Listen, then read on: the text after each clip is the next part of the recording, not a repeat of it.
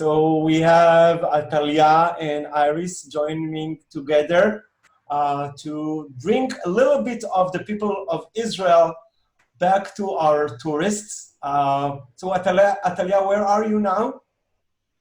I'm in Karem. It's a little village on the western slopes of Jerusalem. And Iris, where are you? I'm in Pardesia, which is a small village next to Netanya. And you know, Milestones Israel always, the topic of Milestones Israel is to get to know and to meet the right people in Israel. Means that your adventure, your experience is about, you know, meeting the people of Israel. And so Iris and myself, we are working in Milestones Israel. And the whole concept of Milestone Israel is tell me who you are and I'll take you there. So whenever Iris knows that our future guests, by the way, we don't have customers, we only have guests, that our future guests are people that likes food, people that likes ethnicity, people that really wants to meet young people in Israel, people that fulfilled their dream. Immediately she calls Atalya, and together they are setting up the menu and even all the allergic food restrictions. Last year they talked for about 6 months about who is allergic to nuts and who is allergic to other things. So everything is very well taken care of, and this is how it works. How was your adventure with Atalya yesterday? Hard to describe in words. It was unforgettable. One of the highlights of the trip, I loved it. Atalya is bubbly, amazing, energetic. Was it good food? Oh, delicious. And Atalya, maybe you will start by telling us how should we describe you? Are you a chef? Are you a host? Who are you, Atalya? First of all, thank you for this opportunity and thank you for showing this video that really made me blush. I don't know if you noticed, but thank you for that. So I'm a person. My name is Atalya, and I am a chef. I was working in different restaurants for many years before I opened my own place here in my home. So today I'm a chef that hosts in my private home, my private house in Karem. And with the years, except of only cooking, I started to search and reach for other culinary experiences that talk to my heart. So, yeah. So for me and Karem, it's the biggest source of inspiration. I can't imagine my life not living here. And you know, it's a village that combined the holiness of the three big religions, and not only that, it's also the people who live here.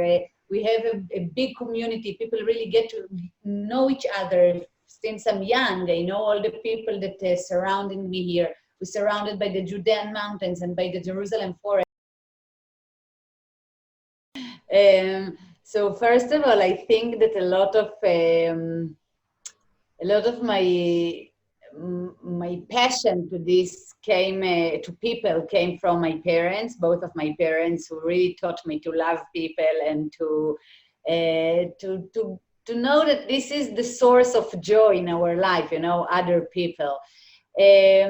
My mom started to be a tour guide actually because of Karem, because where we live, because there was a lot of plans of the municipality to build here and to make, you know, things that we thought that might destroy the character of the village.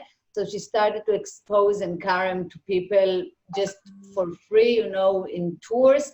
And according to that, she saw that you're really enjoying it. So she turned to be a tour guide.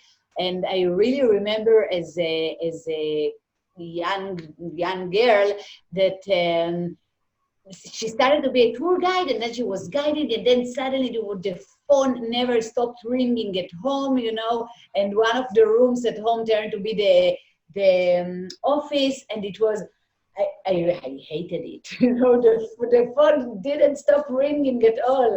So at one point she decided that it's too much for one person. So she opened her company that called Kerem Legend. And each one of us doing something different. She's a tour guide. My brother is doing, as you said, is doing food for people in the nature. And I'm a chef, and my sister, she's the CEO of the company. But somehow I think that what makes us all come together is the love of people and the love of the place where we live, Jerusalem, Israel, and the opportunity to share it with the people, each one with its own way. Yeah, so maybe you can tell us about a little bit about the tours that you are doing in your village to meet the people. And yes, so I found, I think that food is, first of all, it's the thing that I love the most. But at one point, after hosting so many people in my place, after 3 or 4 years, it's in my own home. Now everybody experiencing it. But for me to be at home for days by days by days, it's something very common. It's what I'm doing all my life because everything is here. So at one point I decided that I do want to go out a little bit, and I thought to expose my sources of inspiration. So in Enkarem, we have a lot of immigrants who came from different places in 48, in 67, and people really kept their own tradition. People who came from Yemen, people who came from Morocco, from Kurdistan, from Iraq. And this tradition, most of the time, the easiest way to feel it will be by food. So we're really going into my neighbors' houses, people that when I grew up here, I got to know them since I remember myself. And it's a really nice opportunity for other people, first, to see the beautiful houses of Enkarem. Each and every one is different. And second, to get to know the people and the story behind this bite that sometimes makes you miss something that you don't even know. You know what I mean? That you really have a flavor of something that makes you excited, makes you emotional, even if you never tried this kind of dish before. So these are my tours in Enkarem. It's getting to know the people through the culinary. But you do tours also in the Arab Shuk in the Old City. yeah, this is a great one. Iris did a tour with you, and Iris, maybe you should, Iris, maybe as as somebody who joined the tour like that, maybe you can say what was your highlights of the tour in the old Arab market. It was the ladies in, that sit in the street, the little street that sells the herbs. It was the tahini factory. It was the great cake, the kebab, it's the taste of Jerusalem. I was born to both parents that are tour guides. Since I remember myself, every Shabbat, every Saturday, we used to go to the Old City. That was the family tour. So I got to know the people, and I got to know, which one is making the better knafe, the better cake, the little place that looks like a grocery, but apparently it's 250 years old, the tahini factory, and of course, as Iris said, the women that sits on the ground walked all the way from their villages with the harvest that they picked on the way. Those are things that I think that are really special to Jerusalem. That on one hand, it's a very modern city, but on the other hand, it's so traditional, and they just keep the tradition, even after 200 and 300 years, the recipe stays the same. It's amazing. It's really different from the rest of Israel. Here's the balcony. Just to give you a sense. Look at the pretty girls here. This is still on the balcony. Okay. Wow, so nice to see everybody again. What I love the most about this place is actually not the house, it's the view that the house is overlooking at. and it's a magnificent view that's really widening my heart every single day when I wake I up. think that over So here, now, we will be able, keep on talking. I think that yeah, now when here's you, some of the view. yeah, that's right. So yes, you know, we see the whole village. We see the beautiful churches of Enkarem and the golden domes, as you can see there in the photo. And what I love about this place, I honestly tell you, it's the fact that people coming always to celebrate good things here, luckily. And the energy somehow absorbs in the walls. It's your And, energy. I don't know, I think it's like, it's both, you know, and it keeps the house full of good energy. It's something that I remember. The house is beautiful and amazing, but without your energy, I think the whole experiences were different. This one, For me, it's the most, for my opinion, the most beautiful way to shape the challah is with 4 snakes. So, set. Look how everything is clean. Look that everybody is listening. Look at the young kids. All the snakes together. They are all listening. Okay, now that's the most important part, so take it. And if you like, actually, you can make a short video if you want to remember it. Okay, so we want to shape it. No secrets, huh, Atalya? Make sure that it's no secrets. right here, the right on top of the. What I'm not doing something like. It starts much, much, much earlier than the army. Since I remember myself, I had a real big passion for cooking. My grandma was really, she was frantic to serve us the best food every time we came to her place. So she really was the best cook I've ever knew in my life.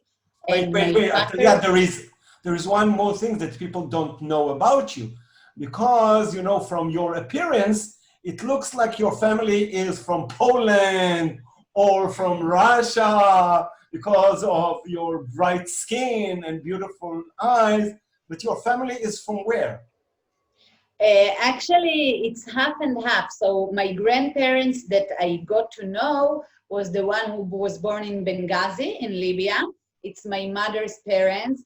And I never got to know my Polish side because I was born when my father was 48 and my grandparents wasn't alive. They died already. So I got to know only the Libyan part. So this is the part, the biggest impact came from this part of me. Yes. So you asked me about the army. I did serve in the army. I was a wireless guide. I was guiding the reserve army in wireless equipment. But you know, every Wednesday, I knew that I'm going to get home on Friday. Every Wednesday, I used to call my father and ask him with a list. And they told you the day after you need to go to the market to make the groceries, that when I come back on a Friday, we're going to cook everything for the Shabbat dinner. So most of my friends, when they used to come back from the army, they used to go to drink beers, to meet friends, you know, to go out for parties. But me, no. I used to go into the kitchen and cook the whole weekend. I was so excited about it. So yes, the passion also filled the time that I was in the army. So now we learned that there is always a man that goes to the market and do your grocery. Who's doing that now? You are right. I never thought about it, that it started from my father, but now it's my husband. Yeah, that's absolutely right. There is lucky me. So when I was 9 years old, I asked my mom if I could cook the traditional Friday night family meal.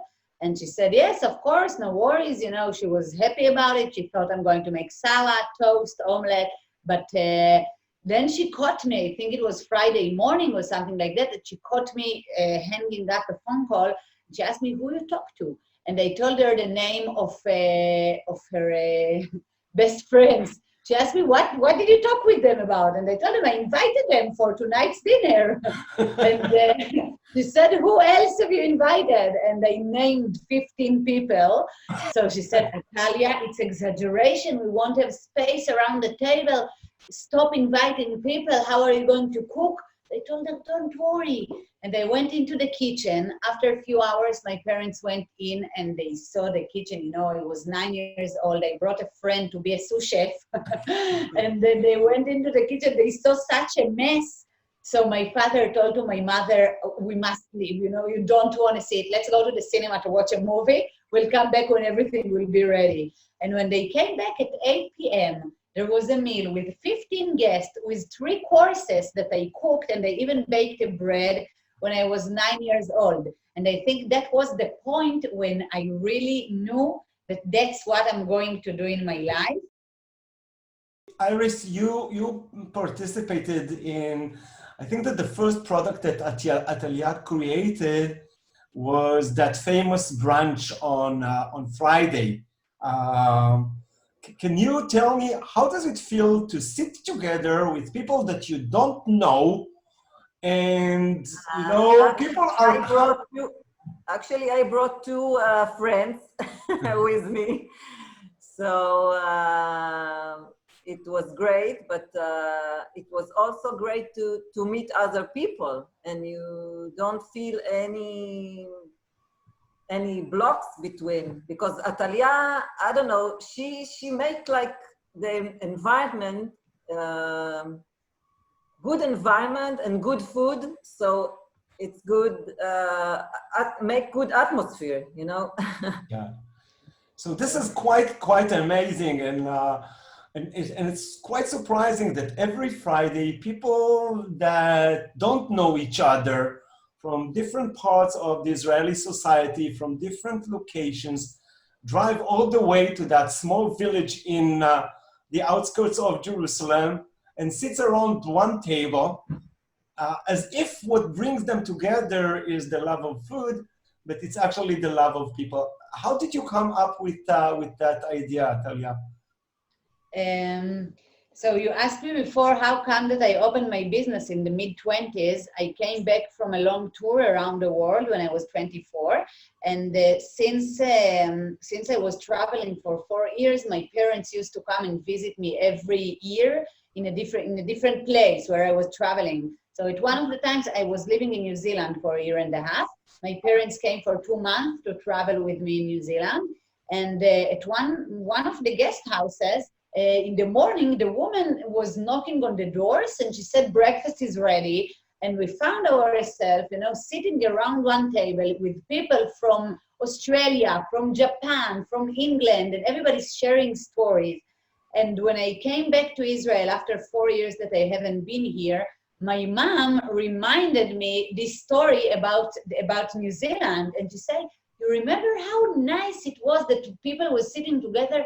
And I asked her, I don't know, it will be so weird that people will sit without knowing each other. And she said, Atalya, Israel is so small. In a minute, they will find that they know each other from the army or from the primary school. And you will see it will work really good. And, you know, since then, I listen to everything that my mom offers, because that's how it started. It started with those brunches on Friday in their house.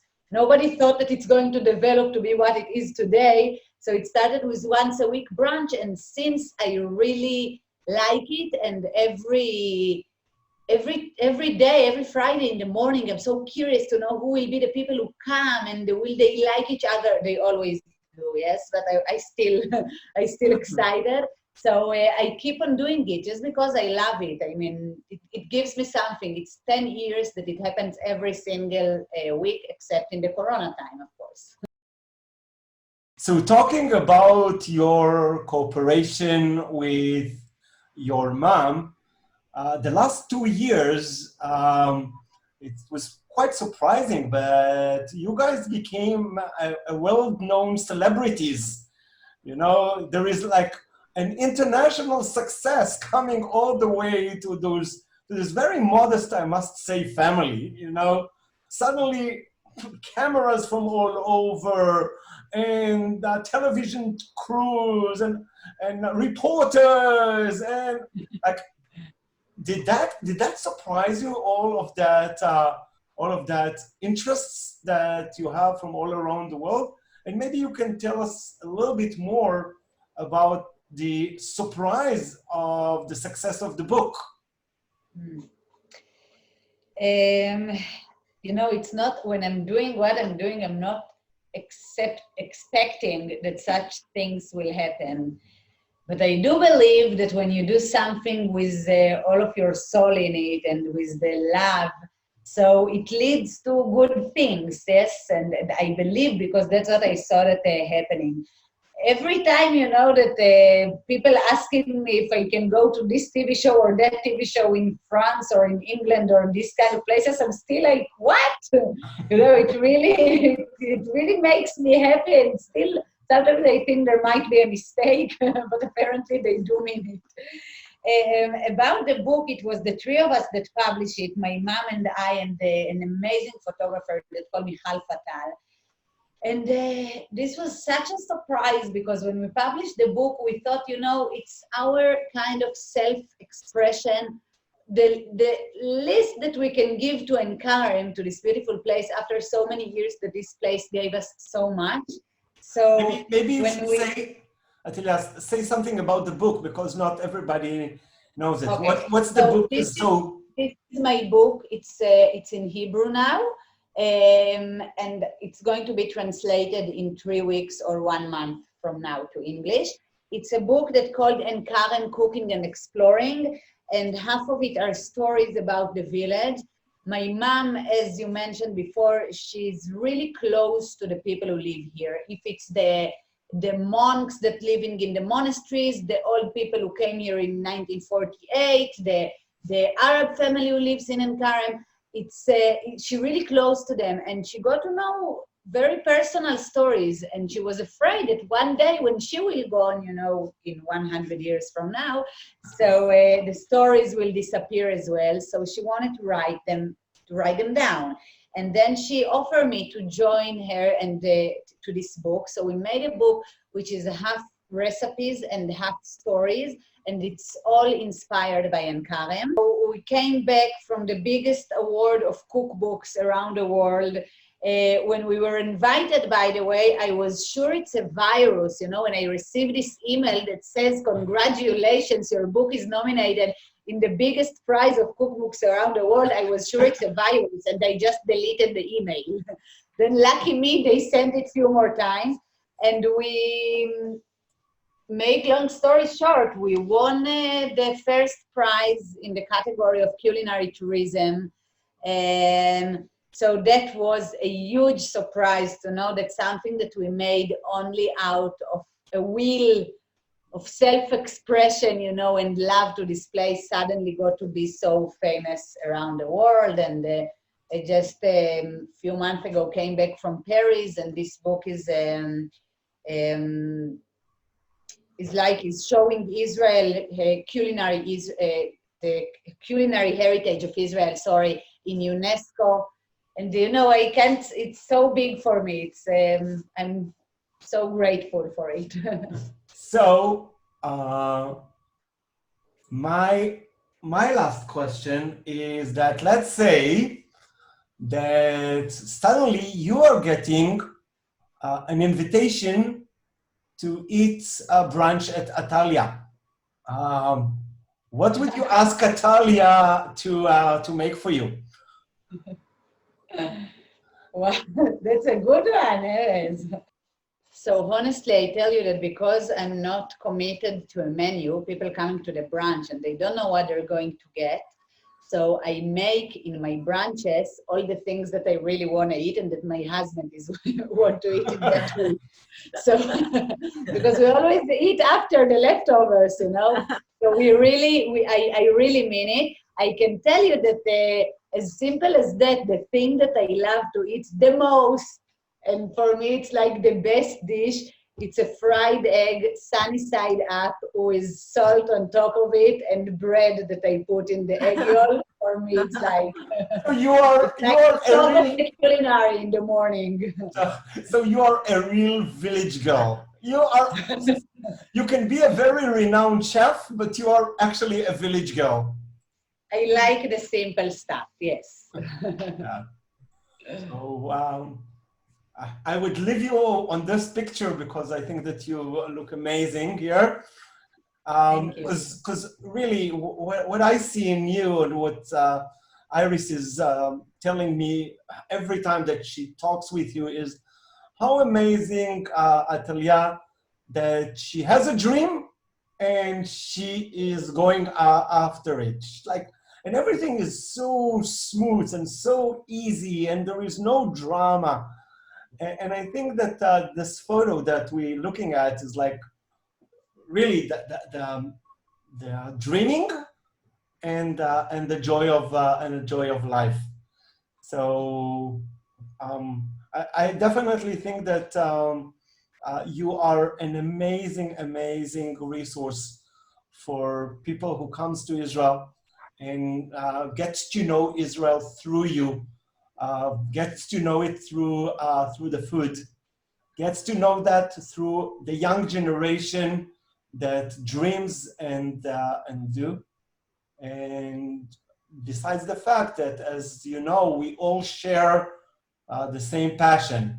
We share the passion for people and the passion to introduce Israel to the people from wherever they look at it, and not just what we want to tell them. Mm-hmm. Iris, do you want?